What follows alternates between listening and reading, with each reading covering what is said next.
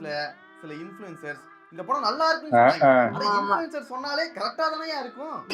அந்த படத்தை அப்படியே கோபம் தலைக்கேறி தலையை பிச்சைக்கலாங்கிற அளவுக்கு ஆயிடுச்சு.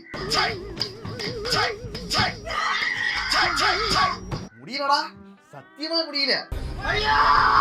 லவ் பண்ணோம், சமந்தாவை லவ் பண்ணோமா சமயுக்தாவை லவ் பண்ணுமா?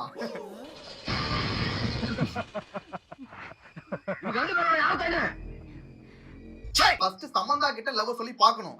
ஒத்துக்கலையா அடுத்து சமயுக்தா கிட்ட வந்துடணும். பொண்ணாண்ட போயிட்டு நான் பாருமா எனக்கு என்ன பிடிச்சிருக்குது, உனக்கு என்ன பிடிச்சிருக்குதா, பிடிச்சிருந்தா ஓகே, இல்லனா லாஸ். ரெண்டு பேருமே ஒத்துக்கலையா மூடிட்டு வந்துடணும். ஒருவேளை ரெண்டு பேருமே ஒத்துக்கிட்டாங்களா? என்ன பாட்ட நிறுத்திட்டீங்க? ரெண்டுல எடுத்தீங்க. அரைப்போமா தோச்ச துணிய துவைப்போமா அப்படின்னு வாழ்ந்துட வேண்டியதானே. சும்மா ஜோக்கா துணி துவைச்சிட்டா ட்ரெயின் போகும்போது சீக்கிரம் சொல்லு. அது எப்படிங்க ஒரு 3 நிமிஷம் கூட ஆகல அதுக்குள்ள இவன் வந்துட்டு அந்த பொண்ணை லவ் பண்றான்னு எப்படி கண்டுபிடிச்சீங்க?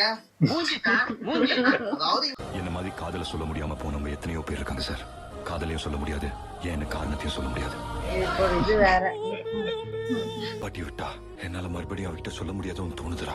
இல்ல நான் ஒன்னு கேக்குறேன், 2 பிளேட் பானிபூரி உள்ள விட்டீங்க அப்ப சொல்லிருக்கலாம். அப்புறம் டியூஷன்ல வந்துட்டு என்னென்ன தனியா தான் இருந்தாங்க சொல்லிருக்கலாம். அப்புறம் திருச்சி டு மதுரை வரைக்கும் ஒரு 2 hours டிராவல் பண்ணீங்க அப்போ சொல்லிருக்கலாம். அதுவும் இல்லையா அவ ஃளைட் ஏறி போறதுக்கு முன்னாடி வீட்ல தான் இருந்தா அப்போ சொல்லிருக்கலாம். ஆனா அதெல்லாம் பண்ண மாட்டான். பஸ் கிளம்பும் போது, ட்ரெயின் கிளம்பும் போது, ஃளைட் கிளம்பும் போது அப்பதான் ஓடி போய் சொல்ல போவாரு. ఒక్క నిమిషం